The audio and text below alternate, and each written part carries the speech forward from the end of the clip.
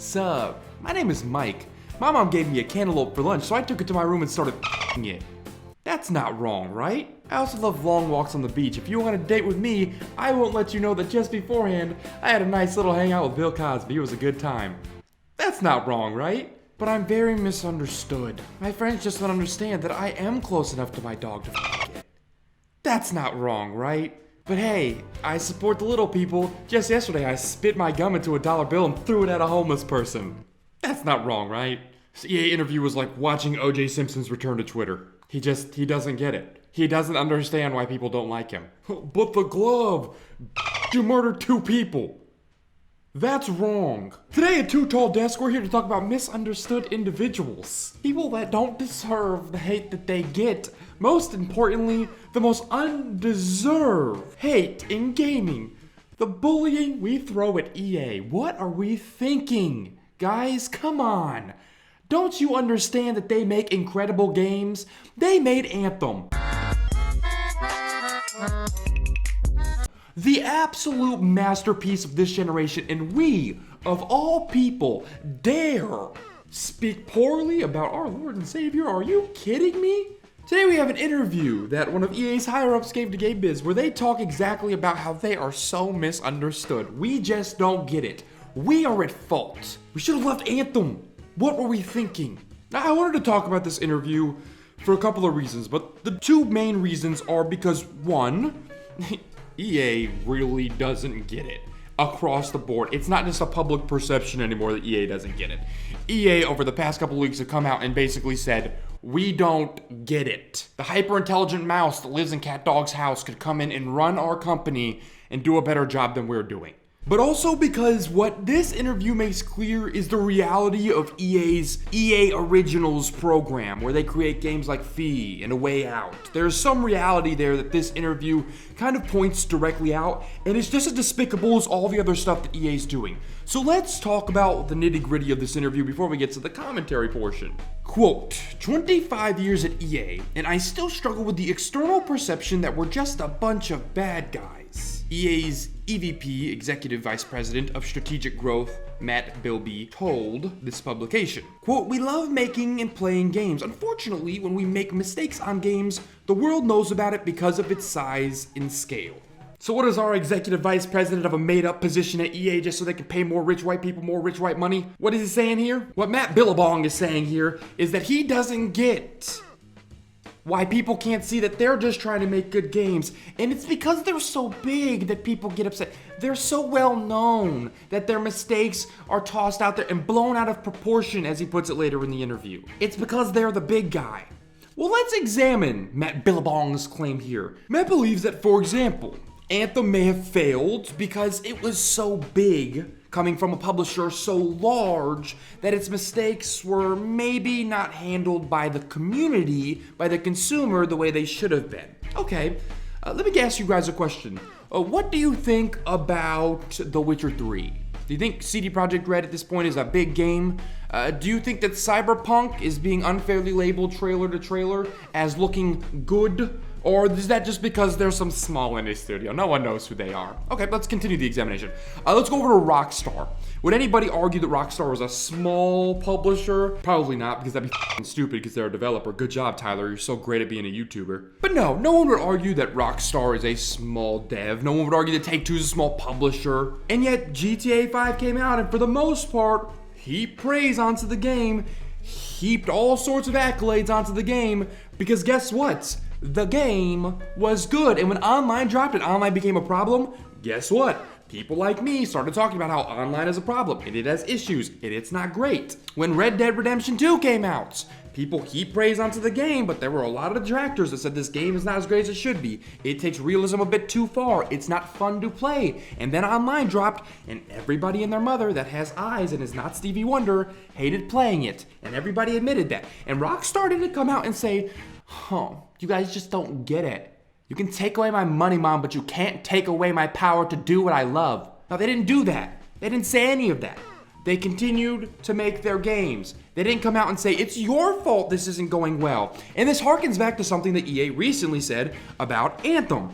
EA recently said that Anthem failed because we didn't get it. We didn't come together as a community and give Anthem the shot it deserved. Anthem required a group of people that understood what the game was. Too many of us thought the game was going to be an evolution of Destiny's gameplay, which we thought because they said it was going to be, as I've mentioned in the past. And too many other people thought this was going to be a BioWare fleshed out story narrative driven game, which we thought because they said they was going to be that. That's why we thought that. I'm beginning to think that EA is just doing their best Split impression. My name is Jade. Has Dr. Fletcher been getting our emails? This is what we have to do. We can... As in 1008, when Anantapala suffered the Shahi's most... M. Night Shyamalan made one good movie. Let's just imitate its main character for the next couple of years. Got 9 different personalities here, and all of them are taking turns to see which one can say something dumber. Loot boxes are surprise mechanics. Yeah, shut up. Anthem's gamers' fault. Now, come on, man. We're the victim. I feel like I'm watching a really bad episode of Jersey Shore where everybody's in a good mood for some reason. The producers have to figure out what to get them to argue about. What about the taxi? No? Alright. Pauly D's dick is smaller than Ronnie's. It's incredible to me how much EA, A, wants to stay in the news, but B, more importantly, truly and systemically, from a foundational corporate perspective, misses out on what the people buying their games are saying to them. They just don't care. But let's continue this little article, shall we? Quote, EA Originals, same guy by the way, Matt Billy Bong, is our opportunity to connect with the talent and these smaller ideas. When you are a part of a big company, it's easy to fall into the trap where when you see a game concept, it has to be big. The notion of actually coming up with small, unique game ideas, we know from the work that we've been doing on our subscription-based games, FIFA or Fortnite, that those gamers want breaks from those games to play something that's maybe 5 or 10 hours long. That is an EA executive saying, it's really easy to fall into the trap of just thinking your game has to be big. Do you know where you work? You are the trap. You're the Wile E. Coyote, setting the stupid cages all over the place and walking off the cliff and falling into them yourself. You're that guy. That's where you work. Anthem, for example, is a giant game with nothing in it because you guys felt it has to be big, it has to be big, it has to be big, and didn't decide to put anything into that big game. You're the company that showed Anthem years early with gameplay that was not even close to what the actual game would look like. You're the one that showed off Cataclysm with things that there was no way you could accomplish. You guys are the textbook example of too big and not enough value. That's you. But let's talk about EA Originals, shall we? This is EA once again, this is not the first time, using EA Originals as an excuse. And that's all EA Originals is. EA isn't committed to small, good indie ideas. EA is committed to good PR. EA believes, and sometimes rightfully so, that these EA Originals give them this aura of we're good game developers that don't just care about money. We care about making quality games. And the reality is that EA Originals produces some quality games. Fee, A Way Out, these things, Unravel, these things come out of this program. The problem is that the only reason EA throws money at this program is because they think it offsets the public relations realities that their bigger games create. They think, hey, if we give them some of this small, stupid that we don't really care about, they'll be like, oh, maybe EA's not that bad. Maybe I'm giving them a bad rap for no reason. They think if they produce Unravel and stick a guy who is just the cutest man on earth, just up there all nervous, they think they stick this guy on stage and suddenly EA has a heart, EA has a soul. But the assumption is that gamers can't see past this. I have news for you, EA. Most people that play Unravel, most people that play A Way Out, most people that play Fee, don't even associate these things with you as a publisher.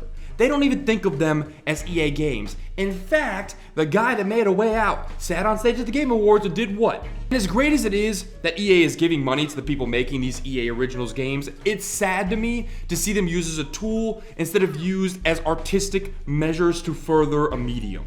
EA has the resources and the money to make literally anything. Right? I mean, they could do anything they wanted to. They could buy the Toy Story 4 license and make the greatest carnival game of all time. But instead, they got the exclusive licensing rights to Star Wars and made a game about as fun as blowing Yoda's I'd rather lick Jabba the Hutt's for 8 hours and deal with this. And that's after a studio took a year and a half outside of EA's main direct influence, called money, to fix Star Wars Battlefront 2 and actually turn it into something playable. EA genuinely believes that the people that are playing their games are dumb, but I want to make something very clear to you guys, and this is the reason I am making this video.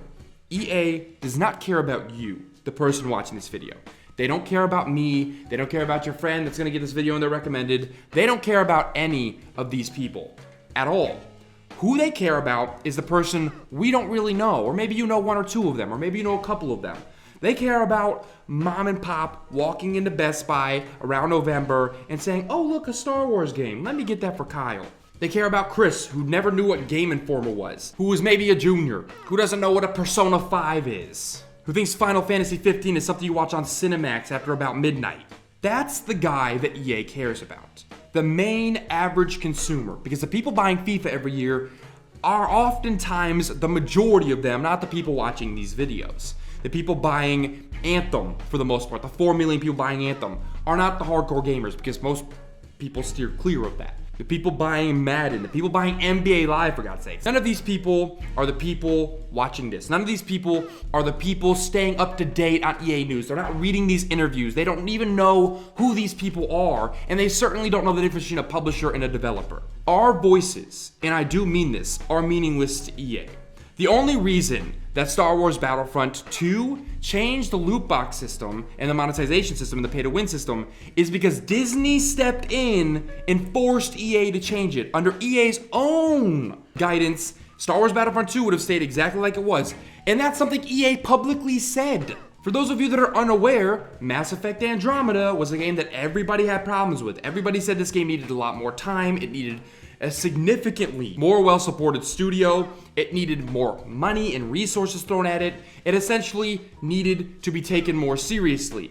All of those things EA pretended to acknowledge.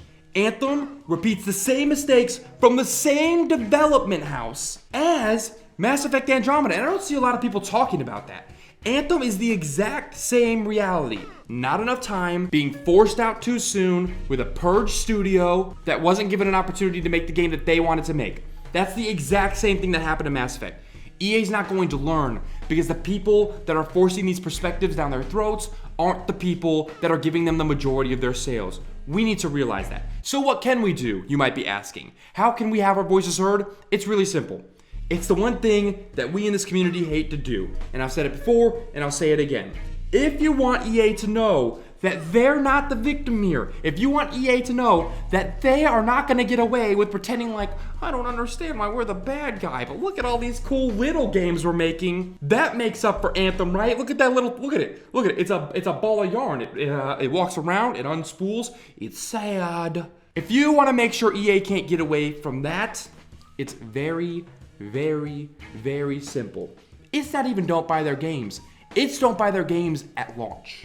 If you want to play Madden this year, more power to you. But if you also want to show EA, hey, I don't like you, don't play Madden right away. Buy it used. GameStop's still alive for T-minus like 34 days, so go ahead and do that. Or better yet, wait till it's on sale for 30 bucks. If you want to play FIFA this year, same thing. Do the same thing. Don't buy that game in its first 2 weeks, because those are the numbers that EA will care about. Those are the numbers when everybody, the mainstream consumer, finds out, whoa, FIFA only sold that much. That's when they might start digging deeper. When these numbers come out to go, FIFA way undersold. That stuff makes the front of the Wall Street Journal. That stuff makes the front of Yahoo. Those are the times that mainstream consumers notice. When we hit them where it hurts. It is about speaking with your wallet, but it's about speaking with your wallet smartly. If you want the games, no one should tell you not to not do what you want. No one should tell you not to buy the things you want. But if you want to make sure that you have an impact while still having those games, there are still ways you can do it. Buy it used, buy it late, buy it any other time than at launch. Don't pre-order. Don't pre-order. That's the worst thing you can do in this situation. But if you want to do that, that's the way to do it. But now I want to know what you guys think. Do you think that maybe there's some merit to this? Is EA maybe not the bad guy here? Are they just misunderstood? Are they just Little Orphan Annie? We don't understand, we don't get it? There's a little cute redhead girl running around with a bald dude. Is that what's happening? Or do we know what we're talking about? I mean, are we fully understanding what EA is and EA just doesn't like it? And more importantly, does EA Originals make up for some of their errors to you? Do these smaller games that are actually good make up for the mistakes they're making with their larger properties? Let me know the answer to any of those questions down in the comments below. It's up for real conversation. As always, if you enjoyed this video, hit that like button. If you are not yet subscribed to this channel, hey, press subscribe. I put up more of these videos. I always say whenever I want, and that's because it is whenever I want. So if you want them, you can press subscribe. But let me tell you something. Sometimes I don't put out a video when you think I'm going to. So be prepared for that. Also hit the little bell, mostly because, quite frankly, it's the only way you're gonna see these videos when they come out. It's like the only way. But more importantly, the platform really likes it when you do that, and that really helps me. It doesn't make any cool noises or anything like a bell should, which is a big missed opportunity by YouTube's part. If you press that thing and that made a noise, oof, everybody would be using it, but it doesn't, which is disappointing. But if you want to press it, it can help me, bell or no bell. Anyways, I have made a final decision on what's going on behind me. You guys can f*** off. I'm still broke, so that's gonna stay the same. And until next time, guys, I'm out.